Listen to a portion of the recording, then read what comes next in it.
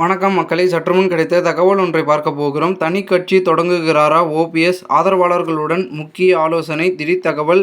இந்த ஒரு தகவலை பற்றி தான் நாம் பார்க்க போகிறோம். தகவலை பார்ப்பதற்கு முன்னதாக நீங்கள் நம்மளுடைய சேனலுக்கு புதிய பார்வையாளர்களாக இருந்தீர்கள் என்றால் மறக்காமல் நம்மளுடைய சேனலை சப்ஸ்கிரைப் செய்து வைத்துக் கொள்ளுங்கள் மக்களே.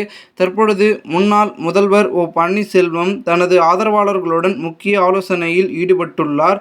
மக்களவை தேர்தலின் போது அதிமுக தனித்து போட்டியிட்ட நிலையில் பாஜகவின் தேசிய ஜனநாயக கூட்டணியில் பன்னீர்செல்வம் மற்றும் டிடிவி தினகரன் இணைந்தனர்.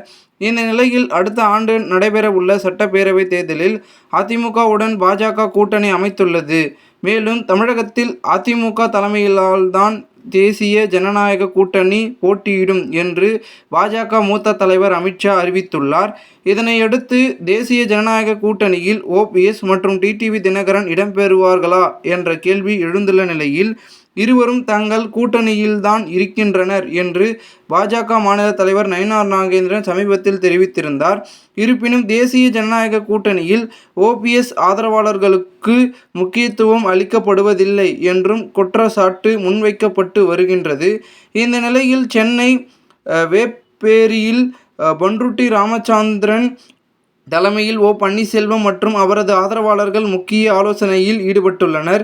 இந்த ஆலோசனையில் தனி கட்சி தொடங்குவது, சட்டப்பேரவை தேர்தலில் கூட்டணி போன்ற அடுத்த கட்ட நகர்வுகள் குறித்து ஆலோசனை செயல்படுவதாக தகவல்கள் தெரிவிக்கின்றன. இந்த ஒரு தகவல் அரசியல் வட்டாரங்களில் பெரும் பேசும் பொருளாக இருக்கிறது. இந்த ஒரு தகவலை குறித்த பொதுமக்கள் உங்களுடைய கருத்துக்களை கமெண்ட் மூலமாக தெரிவிங்கள். இதுபோன்று நீங்கள் அரசியல் சார்ந்த நிகழ்வுகளாம் தினசரி தெரிந்து கொள்ள நம்மளுடைய சேனலை சப்ஸ்கிரைப் செய்து வைத்துக் கொள்ளுங்கள் மக்களே. நன்றி, வணக்கம்.